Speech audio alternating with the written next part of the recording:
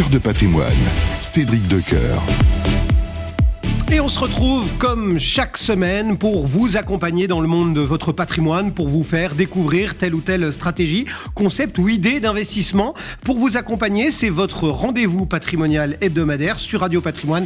C'est donc parti comme chaque mercredi pour Cœur de patrimoine. Cœur de patrimoine, Cédric Decoeur. Et on attaque ce rendez-vous ce mercredi par un coup d'œil sur les marchés. Il faut dire qu'il y a quand même pas mal de questions qui peuvent se poser en ce moment sur cette classe d'actifs, sur les marchés actions notamment, avec des banques centrales, avec des agences de notation. Pour en parler, Marc Riez. Bonjour Marc. Bonjour Cédric. Pour Vega IM, notamment banque centrale, donc encore et toujours, j'ai envie de dire. On pourrait presque les faire rimer avec les agences de notation. On a l'impression qu'elles se relaient presque elles se renvoient les unes et les autres. Ouais, on se renvoyait en quelque sorte la balle. Avec quand même aussi un changement de pied. D'habitude, il n'y a pas de question. Historiquement, c'est les Américains qui tirent les premiers et la BCE, bon an, mal an, qui suit, qui embraye le pas comme elle peut. Aujourd'hui, on a l'impression qu'on pourrait vivre quelque chose de quasi historique, puisque ça ne s'est jamais produit. La BCE pourrait taper en premier. Quel est votre sentiment sur cette éventuelle grande première ? Cette éventuelle grande première, elle est surtout motivée par le fait que, plus que jamais, on voit une économie américaine qui domine de la tête et des épaules l'économie européenne. Donc finalement, on a deux banques centrales qui se retrouvent dans des situations très différentes, entre une banque centrale américaine qui doit faire face à un marché du travail très tendu, à une inflation qui a du mal à baisser, et à une économie qui continue à caracoler. Donc effectivement, elle se pose des questions. Elle voulait, en fin d'année dernière, commencer à baisser ses taux ce printemps. Et puis, au vu du redémarrage de la conso américaine en ce début d'année, des salaires qui tiennent bien, elle hésite, elle repousse régulièrement cette échéance, voire même elle se demande si effectivement elle ne va pas encore, le cas échéant, les monter encore une fois. Et par rapport à ça, on a une économie américaine moribonde, une économie européenne, moribonde, puisque on n'a pas du tout de croissance en zone euro. Et là, pour le coup, le niveau des taux d'intérêt de la Banque Centrale Européenne est clairement disproportionné par rapport au risque inflationniste. C'est vraiment le maillet qui veut écraser un minuscule insecte. Une absence de fourmis, ouais. Avoir pas du tout de fourmis. Et donc, effectivement, vous avez raison, Cédric, peut-être que cette fois-ci, la Banque Centrale Européenne, et je l'espère en tout cas, va s'affranchir de sa grande sœur et va être capable, seule déjà, de commencer à baisser ses taux. On est à 4,25, 4,50, ouais. C'est beaucoup, beaucoup trop élevé par rapport à une inflation en zone euro qui est revenue vers 2, avec pas de croissance, un marché de l'emploi beaucoup moins solide. Les taux européens n'ont rien à faire au niveau actuel. Ça, c'est vraiment pour l'Europe, mais vous l'avez dit, la Banque centrale américaine, elle recule, en espérant réussir à un moment à franchir le pas. Mais elle a un petit peu l'épée dans le creux des reins. C'est-à-dire qu'elle a aussi un calendrier politique qui est hyper contraint. Et on sait qu'il y a, alors bon, c'est pas gravé dans le marbre, mais il y a cette espèce d'accord tacite qui fait dire que la Banque centrale américaine, théoriquement, n'agit pas aux abords d'une élection présidentielle américaine. Et cette élection-là, elle est encore peut-être plus spéciale que toutes les autres. Elle est en tout cas très clivante. Et avec des niveaux d'opposition qui risquent d'être de plus en plus violents à l'approche des élections. On voit d'ailleurs que les sondages, à un moment donné, donnaient à nouveau Biden devant Trump, puis à nouveau maintenant Trump devant Biden, et ce en quelques semaines seulement. Donc c'est une élection qui va sûrement être très serrée, et qui, comme souvent aux États-Unis, va se jouer sur la santé de l'économie dans les mois. Et donc la Fed, elle se retrouve un peu, pas coincée, mais... elle est en tout cas l'arbitre des élégances, et elle sera très très très surveillée à cet égard-là, puisqu'évidemment, baisser les taux juste avant une élection présidentielle, ce serait perçu par le camp républicain comme un coup de pouce clair à la réélection de Biden. Bon. Donc effectivement, elle a pas beaucoup de temps devant elle pour pouvoir le faire maintenant. Ça, ce sont nos banques centrales. Et puis, je le disais, il y a aussi les agences de notation qui font parler d'elles. Alors, ça nous a surtout concernés en France. Mais voilà, on s'est fait peur il y a quelques heures, quelques jours, en se disant, est-ce que il va se passer quelque chose ? Finalement, statu quo et pour Fitch et pour Moody's. Ça vous inspire un commentaire ou pas ? Parce que Le gouvernement, lui, par la voix de Bruno Le Maire, il espère beaucoup, notamment des marchés, notamment d'une reprise de croissance grâce à la baisse de la Banque Centrale Européenne. Qu'est-ce qu'on en dit de ces agences de... Je pense qu'elles font leur travail, c'est-à-dire qu'elles font des constats. Mais même si cette fois-ci, elles n'ont pas fait tomber le couperet qui guillotinerait la note de la France, on sent bien que malgré tout, dans les propos qu'elles tiennent autour du fait qu'elles maintiennent la note, c'est une question un peu de temps. Oui, elles aiguisent. Elles aiguisent le couteau et la lame, parce qu'effectivement, on voit bien que la France a un niveau de déficit budgétaire qui est très supérieur aux autres pays qui sont notés comme elle, AA par exemple, chez Fitch, et on voit que de la même manière, le taux absolu de dette sur PIB, qui est autour de 110% maintenant en France, est à peu près le double de la moyenne des pays qui ont cette notation. Alors heureusement, le français est réputé payer beaucoup d'impôts efficacement, gentiment et proprement. Donc l'administration fiscale française a encore l'estime et a grand crédit sur les marchés financiers. C'est au moins une administration qui fonctionne. C'est quand même déjà mieux que rien. Bon, c'est pas le cas de toutes. Mais il est clair que il va falloir que M. Le Maire ne se contente pas d'espérer. Et parce que je pense qu'il espère, il est certainement content que le couperet ne soit pas tombé cette fois-ci, c'est bien. Mais en l'absence de mesures structurelles d'économie budgétaire, de réduction des dépenses, voilà, on est quand même sur une pente où la prochaine fois, ou celle d'après, voilà. Et dans ce contexte-là, on a quand même des marchés qui sont à des niveaux stratosphériques. Ça veut dire qu'aujourd'hui, un épargnant, dans son patrimoine, aujourd'hui, il doit être présent sur les marchés. C'est encore le moment d'être là. Mais bien sûr. Sur toutes les classes d'actifs. Alors, sur toutes les classes d'actifs. En tout cas, il y a deux grandes classes d'actifs pour l'épargnant traditionnel aujourd'hui. C'est les actions et les obligations. Sur les obligations, on le voit, un panel d'obligations d'entreprises correctes à 5 ans aujourd'hui donne du 4%. Donc, c'est pas inintéressant. Avec une inflation qui, on l'a dit tout à l'heure, vers 2, d'avoir quand même dans son patrimoine une partie d'obligations, soit en direct, soit via des fonds, soit en support euro. Enfin, en tout cas, c'est un placement qui a un intérêt aujourd'hui. Et c'était pas le cas pendant pas mal d'années, vous vous en souvenez, Cédric. Et puis, à côté de ça, bien sûr qu'il faut rester investi sur les actions. Parce que le gros danger des actions, c'est qu'à certains moments, les épargnants se disent « tiens, je vais vendre ». Et alors en général, c'est pas toujours au très bon moment, parce qu'en général, c'est des moments, voilà. C'est même souvent et voilà. Moment. Et alors là, les marchés actions sont hauts.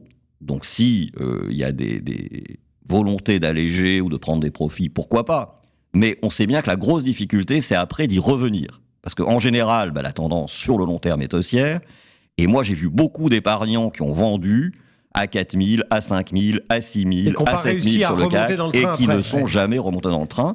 Et pour le coup, ils voient des belles valeurs dans la durée qui augmentent régulièrement. Et qui n'ont plus en portefeuille. Voilà. Et qui n'ont plus envie d'acheter parce qu'ils les ont revendus moins cher et ça les agace d'y revenir. Donc moi, je conseille quand même de garder une part de portefeuille action importante sur du long terme. Ce qui ne veut pas dire que quand il se passe quelque chose d'inquiétant ou de mauvais sur une valeur, il ne faille pas réagir, bien sûr. Il faut réagir si on sent qu'une entreprise est durablement en difficulté et la virer de son portefeuille. Mais sinon, hormis ce cas-là, on a tout intérêt à garder les belles valeurs de son portefeuille très longtemps. On a beaucoup parlé depuis maintenant plusieurs années presque des magnifiques, des superbes, etc. Enfin, de toutes ces très grandes valeurs, que ce soit aux États-Unis ou en France avec le luxe, etc. Et on a moins parlé des petites et moyennes capis qui sont aussi bien souvent des champions dans leur domaine, et dont on stigmatise toujours un peu la sous-capitalisation, etc., en disant va y avoir un rattrapage. Vous y croyez, vous ? Il faut s'intéresser aujourd'hui à cette typologie de valeurs, parce qu'on a quand même souvent plus accès à l'information, au management, y compris pour les analyses, pour les gérants. Alors, d'abord, ces valeurs, elles ne sont pas si faciles que ça à choisir. Parce que si on a un accès facile aux dirigeants, en revanche, il y a assez peu d'analystes qui suivent ces valeurs-là. Pourquoi ? Tout simplement parce que les analystes ont très souvent tendance à suivre les grandes valeurs, parce que c'est sur les grandes valeurs que les volumes sont le plus importants. Or, c'est quand même le courtage sur les valeurs qui, in fine, malgré l'analyse. Voilà.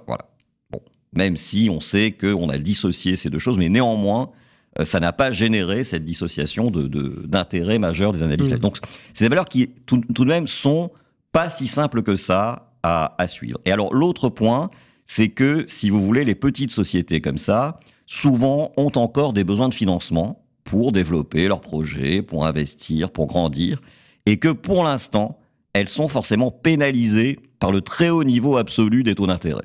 Donc, tant que vous avez des taux d'intérêt élevés, donc ça ne sert pas. BCE pour se dire peut-être que. Voilà. Vous voyez, c'est beaucoup plus facile pour une grande boîte très riche en cash. Alors, évidemment, beaucoup de gens pensent à Apple, mais il n'y a pas que Apple qui a beaucoup de cash, ou Microsoft, qui bénéficient de ces taux d'intérêt élevés et sont rémunérés sur leur trésorerie, que bien sûr pour des petites boîtes qui doivent investir, porter des projets, etc. Donc, je pense qu'il faut vraiment surveiller ça, comme vous le dites, l'évolution des taux d'intérêt, et que dans des phases de baisse des taux d'intérêt, là, on pourra à nouveau revenir sur des petites ou moyennes capitalisations. Pour l'instant, nous continuons à privilégier les grandes.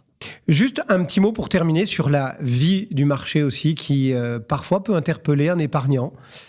Quand on voit les questions autour de Total, par exemple, mais il n'y a pas que Total, hein. Il y a toutes les questions aussi autour des intros, voilà. Quand dans la vie du marché, on se dit, tiens, la cote parisienne pourrait, in fine, de plus en plus s'appauvrir si Total part aux États-Unis, mais on a aussi des dizaines de valeurs qui sont en fait cotées à Amsterdam. Alors ça reste Euronext, certes, mais ça n'est plus la Bourse de Paris. L'homme de marché que vous êtes depuis longtemps, Marc, qu'est-ce qui se dit en voyant la cote parisienne peut-être un peu s'appauvrir ? Moi, je suis très triste de ça, parce que comme vous le dites, ça fait 35 ans que je travaille pas trop loin de la Bourse de Paris, et toujours avec beaucoup d'estime et de proximité avec ces grands champions français qui y sont cotés. Alors après, certains champions, vous le dites, sont cotés ailleurs. Bon, ça reste quand même des champions français, même s'ils ne sont pas cotés à Paris. Donc ça, c'est quand même une petite consolation. Mais c'est vrai que c'est très dommage de voir que des groupes comme ça se posent même la question d'aller se faire coter ailleurs. Ça veut dire qu'il y a vraiment un travail que peut faire Bercy et les autorités françaises pour que la place de Paris reste attractive et conserve à minima, voire même attire. Il n'y a aucune raison pour que ce ne soit pas le cas. Des valeurs de qualité. Il y a en France un marché de l'asset management qui est très riche, une épargne des Français qui est parmi les plus élevées du monde. Donc il y a des capitaux en abondance. Il faut qu'on ait des titres. Voilà. Et donc il faut qu'on garde nos grands champions. Merci Marc Riez, Vega IM sur Radio Patrimoine. Merci. Cœur de patrimoine, Cédric Decoeur. Page immobilier, on parlera dans un instant de société civile immobilière en accueillant une notaire, mais d'abord on va se pencher sur toutes les grandes questions qui sous-tendent un petit peu ce marché immobilier avec un des meilleurs spécialistes, Henri Buzicazo. Bonjour Henri. Bonjour Cédric. Président de l'ISMI, merci beaucoup d'être... en fait. J'ai dit quoi ? ISMI. J'ai dit ISMI, non, IMSI, pardon. Donc, la conjoncture, qu'est-ce qu'on peut en dire ? Parce que ce marché immobilier, Henri, on a vraiment l'impression que ça va pas. On entend de crise du logement, crise du crédit, crise du financement. Enfin voilà, on n'entend pas beaucoup d'espoir. Comment est-ce que vous voyez les choses, vous ? Très sereinement, mais avec lucidité. L'inflation, des taux d'intérêt a déséquilibré une équation qui doit se rééquilibrer. Et on a réalisé en même temps qu'il y avait deux autres grands sujets, pour simplifier. Les aides publiques vont être beaucoup moins au rendez-vous de l'histoire. Il n'y a plus d'argent public, voilà, pour simplifier. Et deuxièmement, il y a Ça peut plus être open bar, nous a dit le ministre. Non, voilà, ça ne veut pas dire qu'il n'y a plus d'aide du tout, mais elles sont beaucoup moins puissantes. Il va falloir apprendre à faire ça, et elles vont être de moins en moins puissantes. Et puis, en dernier lieu, il y a la question de la mutation environnementale qui crée un certain nombre de contraintes qu'il faut accepter volontiers parce que ça ne sert pas à rien. Il faut lutter contre le dérèglement climatique. Mais voilà, on se retrouve avec une équation qui, au plan économique, au plan politique, au plan environnemental, est totalement déséquilibrée. Combien de temps il faut pour la rééquilibrer ? 2-3 ans. Voilà, je dis les choses. Alors, quand je lis... De toute façon, l'IMO, il faut l'avoir en tête, c'est du temps long. C'est du temps long, bien sûr. D'un claquement de doigts. Exactement. Ça ne veut pas dire que quand on a une baisse de 20-30 points de base des taux d'intérêt et que ça redonne un peu d'oxygène, On a coutume de dire que 20 points de base, 0,20, pour parler plus simplement, de taux d'intérêt en moins ou en plus, ça fait 10 000 ménages de plus ou de moins qui entrent dans le crédit. Donc c'est pas rien. Non. Bon. Mais soyons sérieux. On peut avoir des petites embellies, des petites éclaircies, mais ça ne sera pas structurel sur le marché. Exactement. Petites embellies aussi parce qu'il y a des choses qui sont extra-immobilières. C'est le moral général des ménages, les conflits géopolitiques, les conflits internes, les grèves, les tensions, etc. La situation, elle est très complexe. Eh bien, s'il y a une embellie, si à un moment donné, le moral des ménages il est très observé par un certain nombre de vos confrères ou des grands organismes de sondage, on dit, tiens, tout d'un coup, les entreprises y croient davantage, les ménages aussi. Tant mieux. La toile de fond, c'est qu'on a 2-3 ans de réadaptation à une nouvelle équation. Et ça n'est pas une catastrophe, d'abord c'est comme ça, mais deuxièmement, parce que ça nous fait nous poser des questions qu'on ne s'était pas posées depuis 30 ou 40 ans, sur un certain nombre d'actions politiques qu'il faut mener. J'entends le pouvoir public qui dit il faut simplifier. J'espère que cette fois... Oui, on a envie d'en sourire, mais bien sûr, il y a un projet de loi du ministre du Logement avec un certain nombre de choses. Il faut également s'intéresser au coût du foncier. C'est le cancer dans ce pays. Le terrain, le foncier, la matière première est hors de prix. Eh bien, on s'en est pas occupé. Ça a été un sujet de colloque. J'en ai organisé depuis 30 ans, 35 ans. Ça mérite mieux, une action publique. Voilà.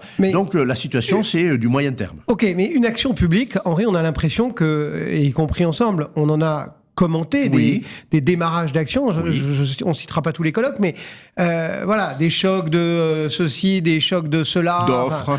D'offres, de demandes, on ne sait plus trop. On a effectivement Kasbarian qui semble aussi avoir une feuille de route. Vous vous dites... Ça y est, on a pris la bonne mesure ou pas encore ? Enfin, la juste mesure, hein, pas forcément une seule. Incontestablement, sur la conscience des lourdes difficultés du logement, pas que de la filière. Hein, les professionnels, c'est pas l'essentiel, c'est les ménages qui ont du mal à trouver l'acquisition, la location. La prise de conscience, elle était nulle il y a 2 ans, faible il y a 1 an, elle est réelle. Voilà, je dis. Et je suis très attentif, comme vous, à tous ces signaux, parce que ça me tient à cœur, c'est justement ma raison d'être professionnelle. Il y a un changement. Je suis désolé, on ne peut pas ne pas le constater. Il n'y a pas d'hypocrisie. Après, l'hypocrisie, ça peut être de dire on va faire, mais en réalité on ne fait pas. Il faudrait qu'on mette des moyens financiers, on ne les met pas. Bon, c'est un deuxième sujet. Ce que je vois sur ces 2 questions, financièrement, le pari, il devrait être fait un pari.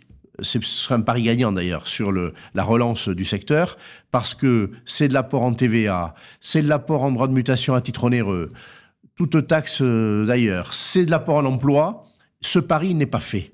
Le ministre de l'économie ne le fait pas. Mais c'est ce qu'on a dit pendant longtemps. Certes, ce secteur du logement a été sous perfusion depuis, on ne va pas rappeler tous les plans ministres et autres, mais ça rapportait plus que ça ne coûtait. Il rapporte vite. Quand le ministre de l'économie dit « il me manque 10 milliards », moi je dis volontiers à vous, dans une émission comme celle-ci, mais moi je les ai trouvés l'an dernier, les logements non construits ou les logements non achetés dans ce pays, puisqu'on a perdu en gros un tiers du volume des achats. Ils n'ont pas rapporté combien ? Eh bien, en TVA, on a perdu 5 milliards. En droit de mutation à titre onéreux, 4,8 milliards. Allez, on va dire 5 milliards pour faire de bonnes mesures. Les 10 milliards, moi, je les ai. Vous voyez ? Donc, ce pari, il ne sera pas fait. Donc ça, on va oublier. Mais je vois des choses qui, effectivement, ne sont pas nulles. Et notamment dans le projet de loi Kasbarian, qui va beaucoup évoluer. Hein. La copie, elle est présentée en Conseil des ministres dans quelques jours. Et après, elle part à l'Assemblée, au Sénat. Et ça va beaucoup bouger. Mais il y a des outils qu'on peut faire. Quand on parle de retoucher encore aux recours qui viennent empêcher de construire. Les recours abusifs, eh bien, etc. c'est bien. Quand on dit qu'il faut peut-être des mesures autoritaires pour le coût du foncier et le prix au mètre carré pour que les promoteurs puissent construire moins cher, promoteurs ou promoteurs HLM. Les deux. Quand on dit il faut faciliter la parcellisation des terrains de maisons individuelles achetées il y a 10 ou 20 ans pour que des ménages puissent acheter. Je vois quantité de choses qu'on aurait dû faire, la densification, bien évidemment. Et moi, je prends ce qu'il faut prendre parce que nous entrons dans une période où les solutions, elles seront pas royales au bar, si vous me passez l'expression, elles seront minutieuses, additionnelles, interstitielles. Tout va devoir être mis à contribution pour qu'on ait de nouveau un volume de construction, un volume de vente honorable, c'est-à-dire 450 000 logements par an construits et sans doute 900 ou 1 million de reventes par an. Sans ça, le pays ne respire pas. Voilà une des parties de ce marché immobilier au sens le plus large. Il y a un autre facteur que l'on regarde et sur lequel on a pas mal glosé, ce sont les instituts et plus singulièrement peut-être les SCPI, avec une question qui a été dans toutes les têtes, alors même que, autour des prix de part, etc., alors même que ça ne concernait quand même pas une grande majorité des SCPI. Comment vous les sentez, ces instituts ? On a beaucoup compté sur eux, avec aussi là des difficultés. Enfin voilà, qu'est-ce qu'on peut en dire de ce monde des investisseurs institutionnels, des zinzins, comme on dit ? C'est un grand sujet. Quand le précédent ministre du Logement, il est ministre des Transports aujourd'hui, Patrice Vergrit, est arrivé en disant « Je compte sur les investisseurs institutionnels ». Mais ce message, on l'avait entendu du président de la République aussi, qui est sûrement plus familier de l'univers institutionnel que du retail. Quand on a entendu ça, on a souri, on a ri, on a dit « Écoutez, alors franchement, ils sont partis à 30 ans, c'est pas pour revenir ». Ben écoutez, je ne pense pas ça. Je crois que, en effet, aujourd'hui, et aussi...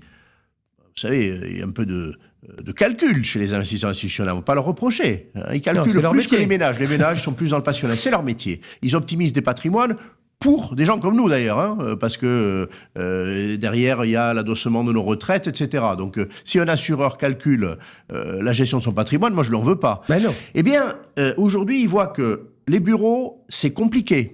On a des besoins en bureaux infiniment moindres. Il y a une dévalorisation. Les SCPI qui avaient beaucoup investi en bureaux, elles sont amenées à se repositionner. Elles sont agiles, elles font le job. Mais en attendant, c'est un sujet. Les commerces, ah oui, mais peut-être pas tous les mêmes. Est-ce que c'est des galeries commerciales ? Est-ce que c'est du commerce de proximité ?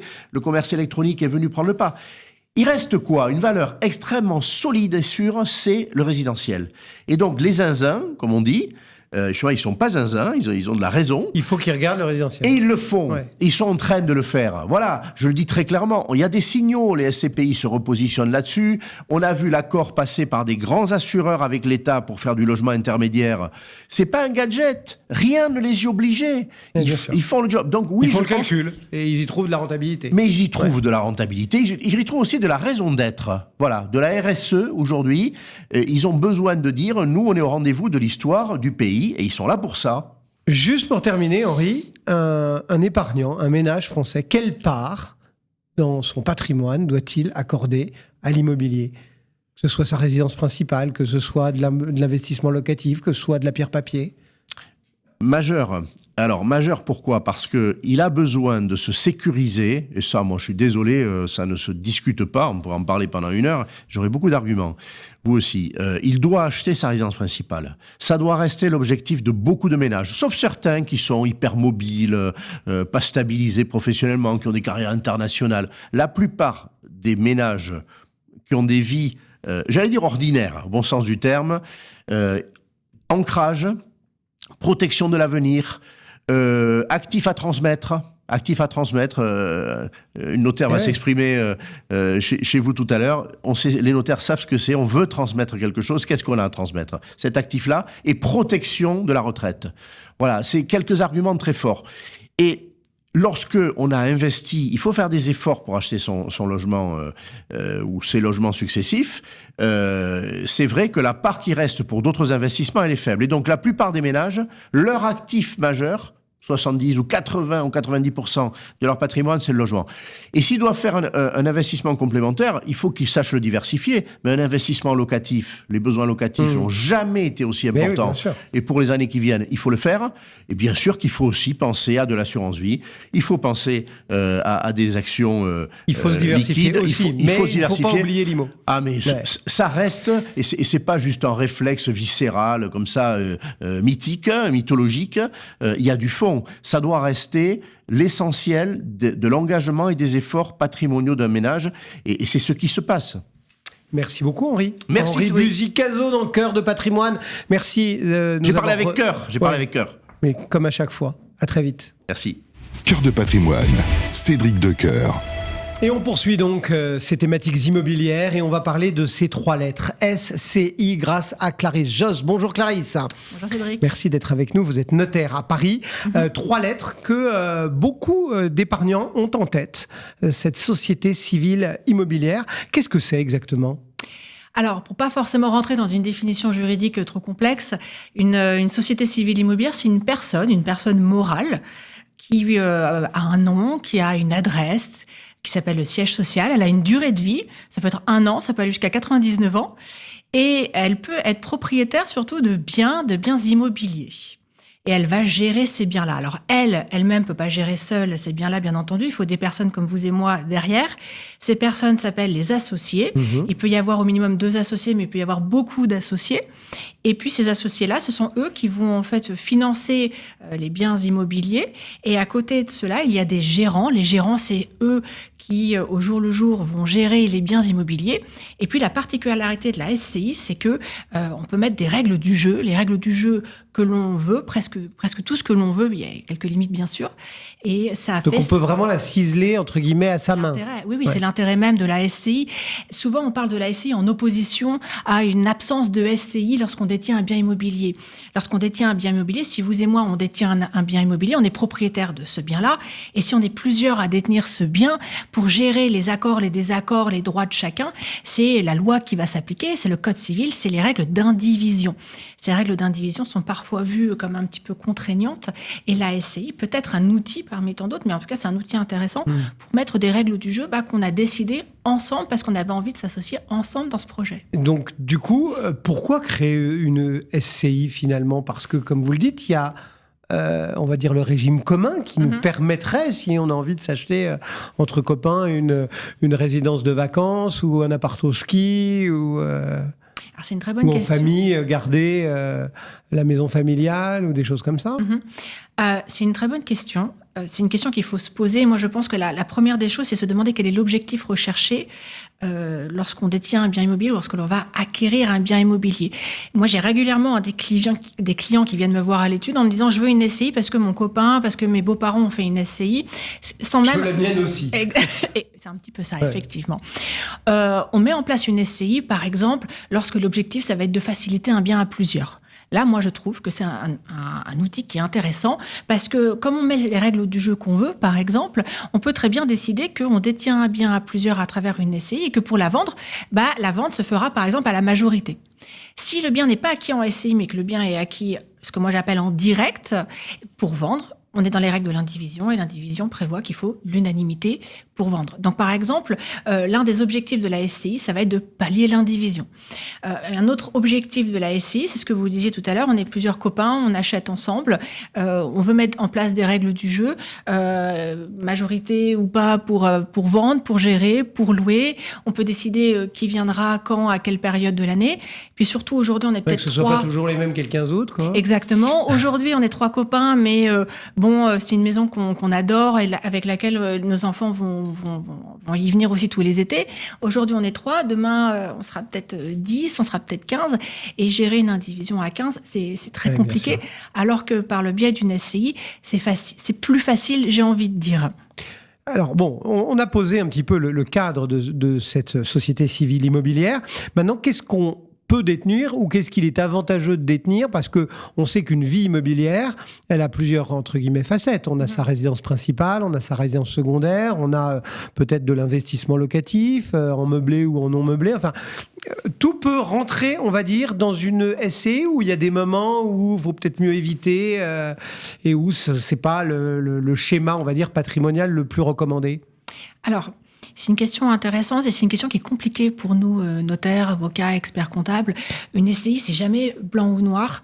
La SCI, elle peut être très intéressante en 2024, elle peut l'être beaucoup moins dans 10 ans, parce qu'il ne faut pas uniquement prendre en compte l'objectif le jour où on achète, il faut aussi se projeter à long terme dans le bien. Par exemple, on achète un bien qui est aujourd'hui sa résidence principale. Peut-être qu'à terme, cette résidence principale va devenir une résidence secondaire. Peut-être qu'un jour, on va vouloir faire de la location meublée quelques mois par an, quelques semaines. Et en fonction de tous ces objectifs-là, il va y avoir des conséquences importantes sur la SCI.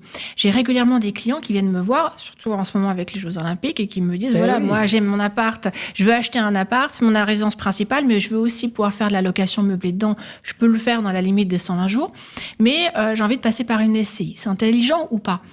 C'est pas inintelligent, mais il faut se poser des questions, puisque si on détient un bien immobilier qui fait de la location meublée, qui donc est une activité commerciale à travers une SCI, la SCI passe à l'impôt sur les sociétés avec toutes les conséquences que ça va engendrer. Ce qui n'est pas une mauvaise idée, mais il faut avoir conscience que dans ces cas-là, si c'est a priori, sa résidence principale, si elle est à l'impôt sur les sociétés, si on revend, on n'a pas l'exonération pour résidence principale, pour l'impôt sur les plus-values. Si on est à l'impôt sur la fortune, on n'a pas l'abattement de 30%. Si on fait des bénéfices, ces bénéfices sont à l'impôt sur les sociétés. Si on sort ces bénéfices, on a de nouveau l'impôt sur les dividendes. Donc là, les gens me disent, non, c'est principalement ma résidence principale. Je veux pas avoir tous ces inconvénients-là. Je veux pas non plus devoir payer un loyer, parce que si la société est à l'impôt sur les sociétés, il faut se verser. Il faut verser un loyer à la société qui est propriétaire. Oui. À l'inverse, j'ai d'autres clients qui me disent, moi, l'objectif, c'est de faire de la location meublée. Je veux pas être matraqué en impôt sur le revenu. Je veux au contraire capitaliser mes revenus. Je veux pouvoir bénéficier d'un taux d'impôt sur les sociétés qui aujourd'hui, a baissé en plus ces dernières années, qui peut être plus bas que l'impôt sur le revenu. Là, ça a du sens. C'est vraiment au cas par cas. Vous nous avez dit tout à l'heure, il faut aussi penser à long terme, parce qu'on sera 2, 3 ou 4, on sera peut-être 10, etc. Si on va un peu plus loin, il y a un moment où, à part quelques mystiques, faut transmettre. On transmet facilement un bien, ou des parts de SCI. Comment ça se passe au moment de la transmission ? Alors, la création d'une SCI est souvent, l'objectif souvent de la création d'une SCI, c'est d'anticiper la transmission. Je vais répondre à votre question, mais avant, c'est important aussi, la SCI, c'est un outil qui est régulièrement utilisé par les parents lorsqu'ils veulent transmettre à des enfants qui sont jeunes ou lorsqu'il y a plusieurs enfants. L'intérêt de la SCI, c'est qu'on peut séparer l'avoir du pouvoir. On peut très bien, enfant, détenir des parts sociales et donc être propriétaire indirectement d'un bien immobilier et pour autant avoir les pieds et mains liés parce que le pouvoir, la gestion quotidienne du bien reste entre les mains des parents qui sont gérants de la société. D'accord. Puisque dans les statuts, on a une liberté quasi totale, on peut très bien dire aux enfants, on anticipe la transmission, vous en êtes propriétaire de notre vivant, mais tant qu'on est là, c'est nous qui prenons toutes les décisions. Louer, on décide. Vendre, on décide. Se répartir l'argent, on décide. Ça, c'est la première des choses. Après, lorsqu'on détient un bien immobilier à travers une SCI, lorsqu'on veut transmettre les parts sociales, oui, c'est vrai, les frais peuvent être moindres que si l'on transmet directement l'immobilier. Oui. Alors, pourquoi ? Pour des raisons très concrètes, lorsqu'on transmet des parts sociales, il faut passer chez le notaire, mais dans les frais, il n'y a pas de taxe de publicité foncière, puisque les parts sociales ne s'enregistrent pas au registre foncier. Donc, c'est déjà une économie certaine. La rémunération du notaire, qui s'appelle l'émolument, elle va être calculée sur la valeur nette des parts sociales, et non pas sur la valeur de l'immobilier, comme c'est le cas lorsqu'on transmet de l'immobilier, même s'il y a un emprunt. Ça signifie que si votre société elle a un bien qui vaut 100 avec une dette de 70, on va calculer les frais de notaire sur le différentiel entre les deux, ce qui n'est pas le cas lorsqu'on détient le bien en direct. Et puis, souvent, ce qu'on dit aussi, alors, pour une donation, il faut passer par le notaire, mais dans le cadre de cession de parts sociales, lorsqu'on vend, par exemple, des parts sociales, c'est un petit peu plus fluide que lorsqu'on transmet de l'immobilier, puisque c'est plus simple. Donc, il y a des petits avantages quand même. Il y a des petits avantages. De la transmission comme exactement. Soyons pratiques aussi. C'est facile de créer une SCI. On trouve les statuts sur Internet. C'est gratuit. Comment on fait pour créer une SCI ? Alors, oui, c'est facile, mais c'est pas facile en même temps. C'est facile dans un absolu, puisqu'on peut trouver des statuts sur Internet, on peut... je vais vous tendre la perche, c'est facile de faire des bêtises, c'est ça ? Oui, exactement. Puisque, en fait, parfois, quand le champ des possibles est très large, c'est là où on peut se tromper, on peut prendre les mauvaises décisions, et une fois que les statuts... alors, on peut toujours changer les statuts, mais lorsque les désaccords arrivent, ou lorsque les transmissions de départ arrivent, si les statuts n'ont pas bien été anticipés, anticiper en amont, c'est là où ça peut devenir compliqué. Donc, en soi, c'est rapide de mettre en place une SCI. C'est souvent une question qu'on me pose lorsque on a trouvé le bien de ses rêves, on a fait une offre, et là, on se dit peut-être qu'il faudrait mettre en place une SCI. Ouais. Comment on fait ? Il faut aller vite, il faut monter un prêt. Pas de stress. Vous trouvez votre bien, vous faites votre offre, vous allez voir votre notaire pour signer la promesse de vente, vous signez la promesse de vente avec une clause de substitution, et entre la promesse de vente et la vente définitive, on monte tranquillement votre SCI, rapidement, parce que la banque a besoin des statuts et du cabis pour pouvoir monter le prêt, mais pour le faire presque tous les jours, à partir du moment où les statuts sont ficelés, il faut 4-5 jours pour avoir un cabis et une société immatriculée. Et mieux vaut, je vais faire votre réclame, mettre quelques euros chez son notaire pour rédiger ses propres statuts avec tout ce qu'on s'est dit avant, de je veux penser à ci, je veux penser à ça, plutôt que de choper des statuts types et de mettre son nom en haut, en bas. Oui, parce que nous, on ne va pas prendre des statuts types, on va forcément poser la question, toutes les questions qu'on vient de se poser en amont ensemble, on va les revoir avec le client. Vous nous avez dit au début, ça peut durer de 1 à 99 ans. Bon, si au départ, j'ai mis dans les statuts 99 ans et puis que finalement, au bout de 1 an, 2 ans, 3 ans, 10 ans, j'en ai assez, je veux plus de ma SCI, je suis obligé de la supporter encore pendant 89 ans ou je peux la supprimer, la dissoudre, la fermer, enfin je sais pas comment on dit d'ailleurs. Oui, on peut dissoudre, on peut liquider une SCI. Il ne faut pas se dire, lorsqu'on crée une SCI, je crée une SCI et dans 6 mois, si ça ne va pas, j'y mettrai fin. Parce que mettre fin à une SCI, ça génère des coûts supplémentaires, notamment lorsqu'il y a un bien immobilier à l'intérieur. Il ne faut pas oublier que le propriétaire, c'est la SCI. Donc, si on sort le bien de la SCI, on change de propriétaire. Donc, on repasse chez le notaire, on repaie des frais. Exactement. Dans un absolu, c'est possible. Souvent, ce qu'on préconise quand même, c'est de essayer de gérer à l'intérieur le bien. On vend le bien et puis après, on essaie de sortir les liquidités. Et puis, lorsqu'il n'y a plus rien dans la société, on y met fin. Mais c'est possible. Il faut faire une liquidation partage de la SCI. Eh bien, on en sait un petit peu plus grâce à vous, Clarisse Josse, sur cette SCI. Merci d'être venu dans Cœur de Patrimoine. On continue à vous accompagner ce matin sur toutes les thématiques de vos placements. Cœur de Patrimoine, Cédric Decoeur. On vous accompagne ce matin, comme chaque mercredi, dans le monde de votre patrimoine, c'est Cœur de Patrimoine. Et on va tenter de vous donner, ce matin, une envie ou une idée d'investissement. Et on accueille Louis de Montalembert. Bonjour Louis. Bonjour Cédric. Merci d'être avec nous pour Pléiade AM. Et on va parler d'un thème d'investissement, un mot que tout le monde prononce quasiment maintenant facilement, c'est le cloud. D'abord, on peut commencer peut-être par un petit état des lieux.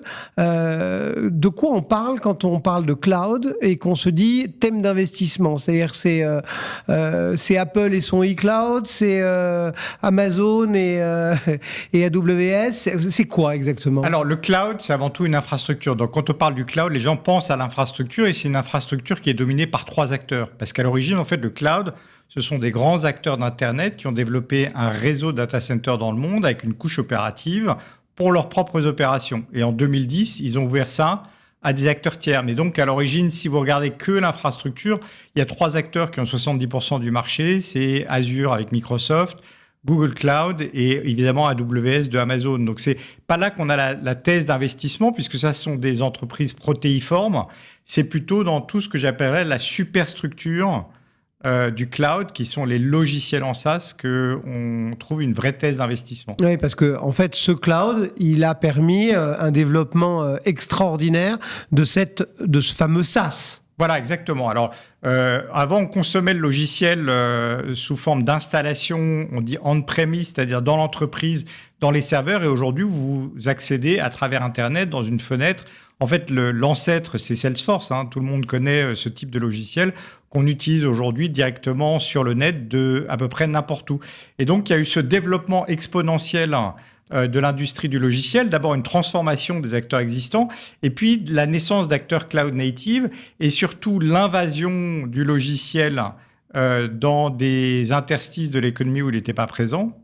L'exemple le plus simple, c'est peut-être DocuSign, que vous connaissez. Enfin, plus personne ne signe un document papier, sauf quand c'est une banque qui vous envoie ça. Mais de manière générale, on ne signe plus de documents papier, on fait DocuSign. Bon, en fait, ça a permis au logiciel vraiment de s'insinuer absolument partout et ça permet, par exemple, à une entreprise comme Stellantis, qui fait des voitures, de dire qu'à l'horizon 2030, elle fera 20 milliards de chiffre d'affaires par le logiciel.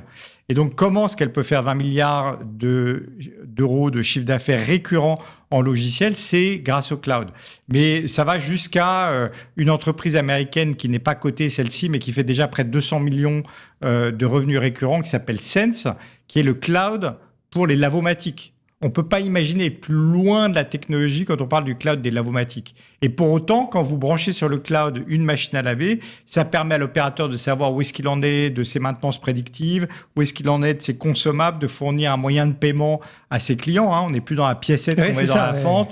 De fournir une app à ses clients qui peuvent retenir un lave-linge, savoir où est-ce qu'ils en sont du cycle de lavage, alimenter sa comptabilité. En fait, le cloud permet de digitaliser toutes sortes de business models. Et juste un dernier point, Sense que je viens de décrire, c'est Doctolib. Doctolib, c'est la même chose. Pour les praticiens de santé, automatiser les prises de rendez-vous, l'assurance maladie, etc. Ça veut dire que, je vais faire un petit peu le nœud de service, mais ça veut dire que dès qu'il y a une app pour ça, c'est qu'on est dans ce cloud, dans ce SaaS, dans ce... Tout à fait. Alors moi, ce qui m'intéresse au premier chef, c'est vraiment le cloud B2B, parce qu'aujourd'hui... je schématisais. Mais ça passe par là. Le cloud B2B, aujourd'hui, en fait, c'est une nouvelle vague de digitalisation des entreprises. On est à moins de 20% aujourd'hui de pénétration du cloud dans l'IT des entreprises au niveau mondial. Et donc, il y a des gains de productivité absolument faramineux, parce que le cloud est de manière générale plus flexible, moins cher, propose plus de fonctionnalités que des applicatifs qu'on appelle legacy, c'est-à-dire à l'ancienne.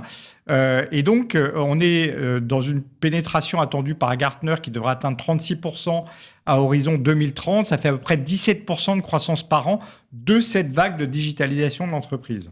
Est-ce qu'il n'y a pas un risque pour l'investisseur, entre guillemets, de voir certains se cacher, faire du faux cloud, quoi. Vous voyez ce que je veux dire? C'est un peu comme certains ont dit qu'ils faisaient de l'ESG ou de l'ISR alors qu'ils en faisaient pas vraiment, que on se souvient tous de la vague des .com où il suffisait de prendre n'importe quel projet, de lui coller .com pour que ça fasse des miracles en bourse. Il n'y a pas ce risque de voir une boîte dire si, maintenant je suis dans le cloud et du coup alors ils peuvent toujours le décevoir, dire, entre guillemets. Ils peuvent toujours le dire, mais enfin, ça se mesure parce que le cloud, c'est vraiment pour le client la capacité à accéder à un logiciel de n'importe où.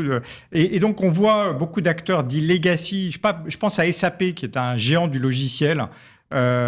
Pour le coup, a une vraie stratégie de passer sur le cloud et ils sont presque à 50% de leur chiffre d'affaires. En fait, on le voit dans la récurrence du chiffre d'affaires. Ils sont presque à 50% sur le cloud. Donc, c'est une vraie réussite. En revanche, un Dassault Systèmes, c'est une part beaucoup plus infime de son chiffre d'affaires.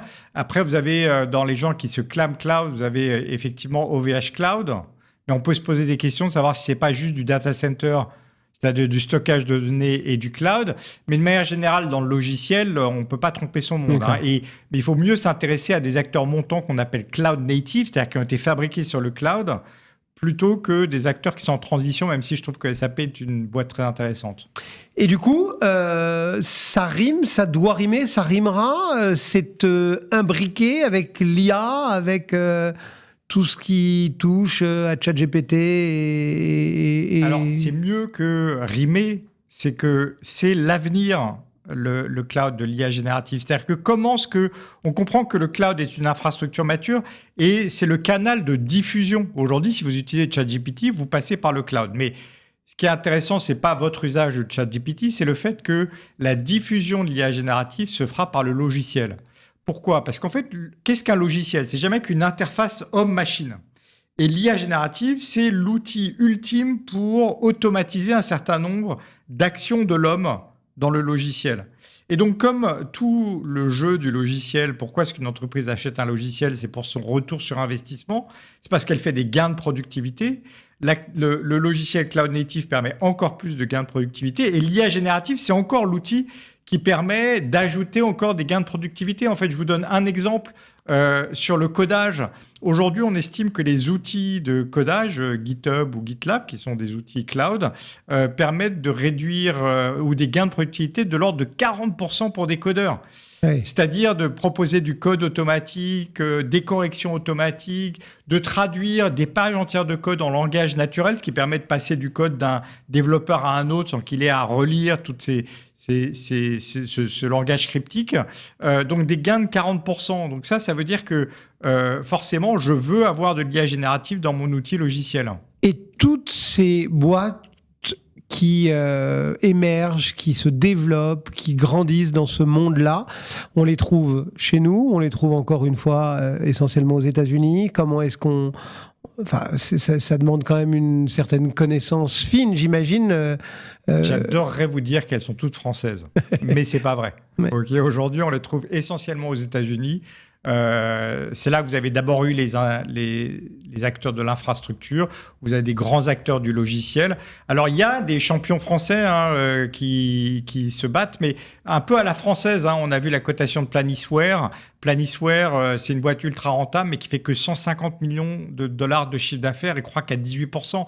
Les acteurs américains ont cette vraie culture de la conquête. Or, ce sont des marchés à conquérir. Je vous donne un exemple. Une entreprise française américaine qui s'appelle Snowflake, qui a été fondée par des Français aux États-Unis, faisait que 97 millions de dollars de chiffre d'affaires en 2018, a fait 2,8 milliards l'année dernière. Ils n'ont pas cherché à être rentables dès 150 millions. Ils ont cherché à conquérir 5 ans pour passer de presque 100 millions de dollars à 2,8 milliards. Donc c'est forcément là, dans la conquête de l'Ouest, les gens qui ont cette culture-là, qu'on trouve les entreprises les plus dynamiques. Donc, on fouille à Wall Street, on fouille dans le Nasdaq. Ouais. Alors, c'est une thématique qui a été un peu délaissée en début d'année parce qu'on est dans l'instant hardware de l'IA générative. Aujourd'hui, c'est l'IA générative qui capte toute la lumière et donc tous les flux c'est les semi-conducteurs qui captent tout le flux sur l'IA générative. Pour nous, ça n'aura qu'un temps puisque c'est de l'équipement. Il faut se souvenir que les 4 principaux premiers clients de NVIDIA représentent 50% de son chiffre d'affaires. C'est de l'équipement. Mais la phase de diffusion de l'IA générative, c'est véritablement le logiciel. Le moment où vous et nous, on va l'utiliser, c'est à l'intérieur des logiciels qu'on utilise au quotidien. Mais ça met un peu plus de temps à se voir puisqu'on est sur une thématique de chiffre d'affaires récurrent. Il faut savoir que c'est de l'abonnement, donc c'est 100% récurrent avec très peu d'attrition. Et par conséquent, les points d'inflexion sont beaucoup moins brutaux que, comme on peut le voir dans les semi-conducteurs, où tout d'un coup, il y a une grande phase d'équipement. Il y en a beaucoup, et puis d'un seul coup, il n'y en aura plus. Voilà, mais au deuxième semestre, on va commencer à avoir de l'impact sur les chiffres d'affaires. 2025, ça va être beaucoup plus visible.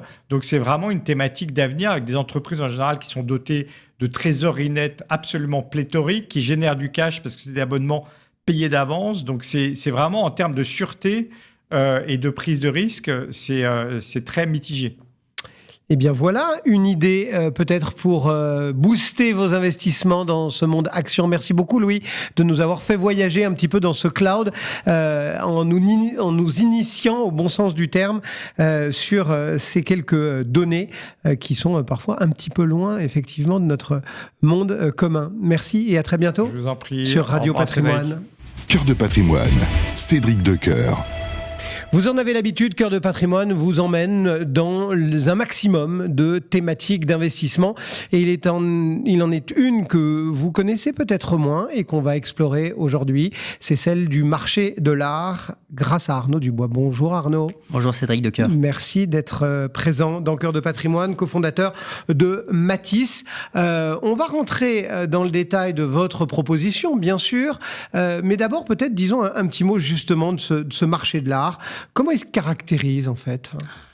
Alors c'est une très bonne question. Je m'en suis rendu compte assez vite et tous les gens qui s'intéressent à ce métier s'en sont rendus compte assez rapidement dès qu'ils ont pu l'expérimenter. Je crois que le marché de l'art, ça se caractérise par son opacité et son manque de régulation. Oui, c'est une réalité. Il se trouve que nous, notre activité, elle a consisté immédiatement à lui donner de la visibilité, lui donner de la régulation et lui donner de la transparence, avec l'idée qu'un marché qui se régule et transparent est un marché en croissance. Alors voilà donc pour une première observation. Du coup, votre offre, Matisse, M-A-T-I-S, qu'est-ce que c'est ? Alors Matisse.club, c'est une société d'investissement qui organise des club deals autour d'artistes, d'œuvres d'artistes fondamentaux du XXe siècle. Alors des artistes que vous connaissez nécessairement, j'en passe les meilleurs, c'est Warhol, Soulage, Dubuffet, Yves Klein, les Lalanne, etc. L'ambition, elle est de donner à des investisseurs particuliers la possibilité de se positionner sur un marché où ce marché, il faut au moins au moins 2 compétences et une caractéristique financière forte, c'est qu'il faut de l'argent.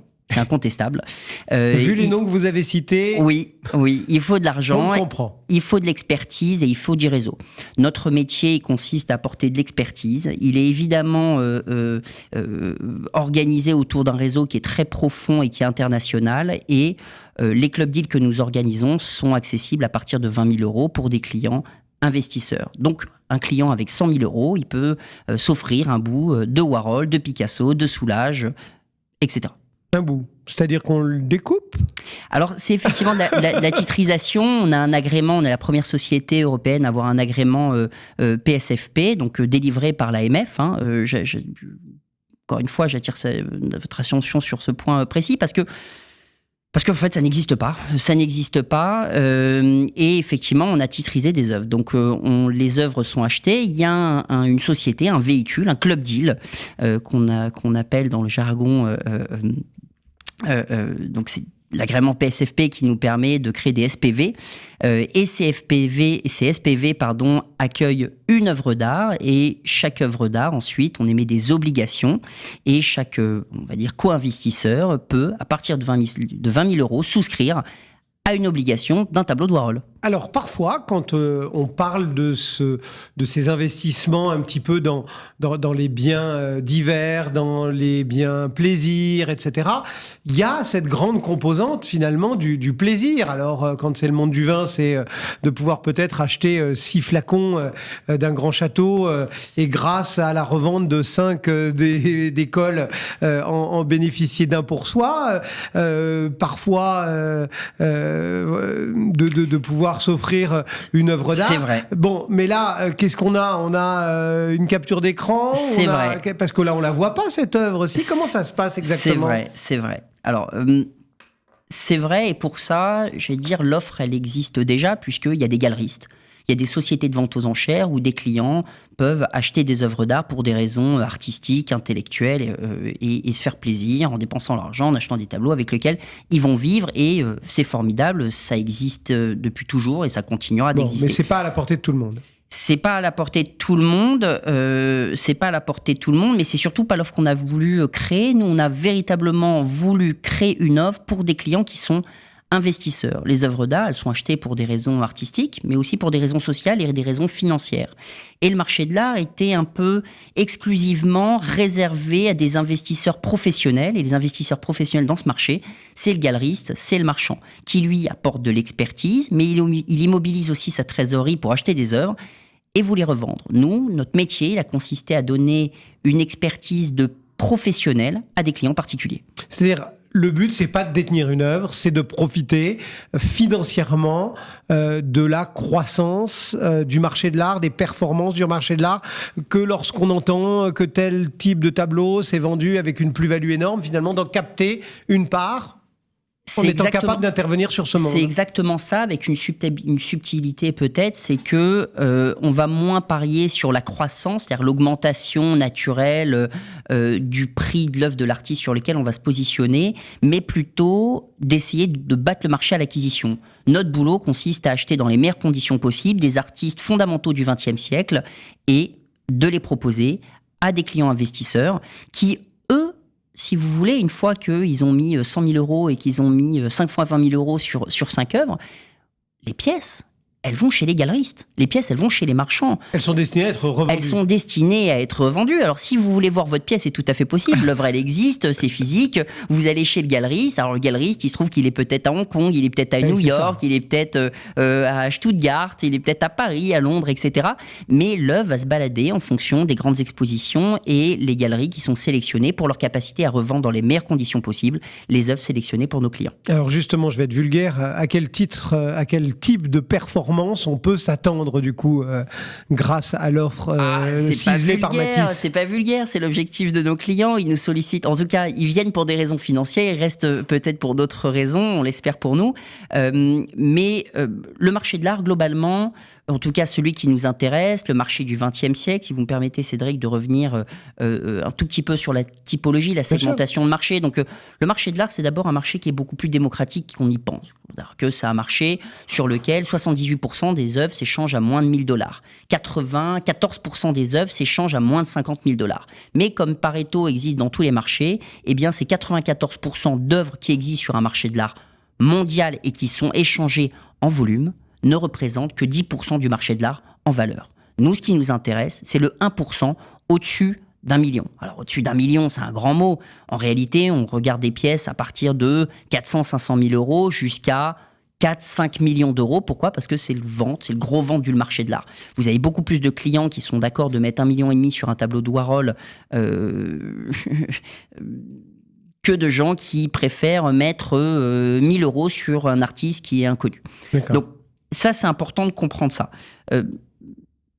Notre enjeu, vraiment, il est de donner la possibilité à ces clients particuliers d'avoir accès à ce marché qui leur est totalement impossible. Et, du coup, donc c'est une expérience essentiellement donc, d'investissement avec une connotation artistique, si je résume. Oui, et avec des rendements. Je fais ça depuis plus de 10 ans. Là, on a opéré 2 sorties depuis novembre. Les 2 sorties dernières qui ont été faites ont généré des TRI. Alors, le premier à 110% net de carry, c'est-à-dire net de frais, et le deuxième, je crois, à 42%. Alors, c'est des chiffres qui font rêver, c'est sûr. L'objectif qui est le nôtre, c'est d'aller rechercher des transactions avec des rentabilités à 2 chiffres et des durées de détention moyennes entre 1 et 3 ans.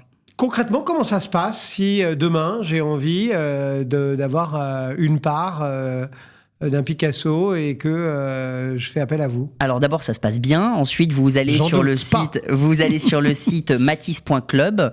Vous faites onboarder par notre équipe commerciale. Vous échangez pour comprendre des objectifs, encore une fois, précis du client. Et puis, si vous avez envie de vous positionner, on vous présentera du deal flow. L'idée, c'est d'avoir toujours un produit sur l'étagère. C'est-à-dire que le marché de l'art, c'est un marché d'opportunités. Nous, on va avoir pour objectif d'en sourcer à peu près une 50aine durant l'année 2024. C'est quasiment un deal par semaine.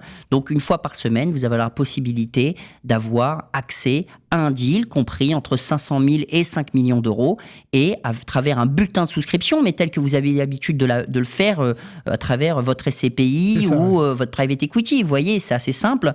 Le bulletin de souscription, 20 000 euros. Et voilà, c'est aussi simple que ça. Il y a des risques ou pas de risques? Alors, il y a forcément un risque qui est lié à la liquidité, mais moi qui suis très riscophobe, ce qui m'intéresse dans ce marché et sur les artistes sur lesquels on se positionne, c'est que déjà, la plupart de nos artistes, ils ont un track record. C'est-à-dire que c'est des gens, les œuvres, elles sont réalisées. Ils sont cherchés. Ça a des track records de 50 ou 70 ans. La plupart du temps, c'est comme ça que ça se passe. Donc, si vous voulez, est-ce que c'est des marchés sur lesquels il y a des évolutions? Oui, mais elles sont très faibles. C'est-à-dire qu'on ne réinvente pas, on ne découvre pas le marché de Calder actuellement. On ne découvre pas que Calder est un artiste fondamental donc, dans le XXe siècle. Risque, mais qui est mesuré. J'allais dire, ça s'apparente à un marché de l'immobilier de luxe à une échelle internationale. Vous avez dit un mot des TRI et donc des frais. Il y a des frais? Quel type de frais? Quel montant de frais? Alors, il y a des frais qui sont appliqués à l'entrée et à la sortie. Le premier, c'est pour rémunérer notre travail, évidemment, immédiat, et pour structurer le deal, vous voyez, des frais d'encadrement, des frais de restauration, des frais éventuellement d'assurance, etc. Et puis, on a des frais qui rémunèrent, et ça, on y tient beaucoup, notre performance. On travaille bien, on est heureux d'en faire profiter nos clients, on est content d'être récompensé pour ça, et on applique des frais de 20% sur le carry interest, de carry interest, donc c'est 20% sur la performance de nos clients. Mathys s'adresse, on va dire, à monsieur tout le monde, à tous les investisseurs avertis, aux professionnels, aux CGP, à qui? Alors, d'abord, ça s'adresse à tout le monde qui souhaite se diversifier son patrimoine sur une classe d'actifs que moi je trouve plutôt assez rassurante en réalité. Si vous voulez, il y a de moins en moins de tableaux de Picasso. Picasso est présenté dans les musées. La demande pour des œuvres de Picasso augmente. Sur un artiste où il n'y a pas plus d'œuvres, qu'est-ce qui se passe dans un marché où il y a plus de visibilité, plus de demandes? Eh bien, il y a un effet ciseau, une augmentation mécanique des prix vers le haut. Nous, notre boulot, c'est d'étudier des tickets de loto gagnants. Donc, on s'intéresse aux 150 plus grands artistes dans le monde. Donc, moi, ça m'intéresse, cette classe d'actifs que je trouve plutôt rassurante au regard de plein d'actifs, on va dire, plus traditionnels, peut-être. Et puis, pardon de faire cette petite digression, mais c'est un marché où il n'y a pas de dette. Donc, c'est un marché qui est relativement sain. Il n'y a pas de leverage dans le marché de l'art. Ouais. J'insiste sur ça. Et ensuite, évidemment, accessible à partir de 20 000 € et auprès de n'importe qui. On travaille, qui souhaite se positionner sur cette classe d'actifs, on travaille avec des particuliers, on travaille avec des gestionnaires de patrimoine, des family office, on travaille avec des banques, bref, et à l'échelon européen. MATIS, ça s'appelle Matisse, et c'est une proposition pour s'intéresser à ce marché de l'art. Merci beaucoup Arnaud Dubois d'être passé nous voir dans Cœur de Patrimoine. Voilà, c'est la fin de cette émission. On se retrouve bien évidemment la semaine prochaine sur Radio Patrimoine. Cœur de Patrimoine, une émission à réécouter et télécharger sur le site et l'appli Radio Patrimoine et sur toutes les plateformes de streaming.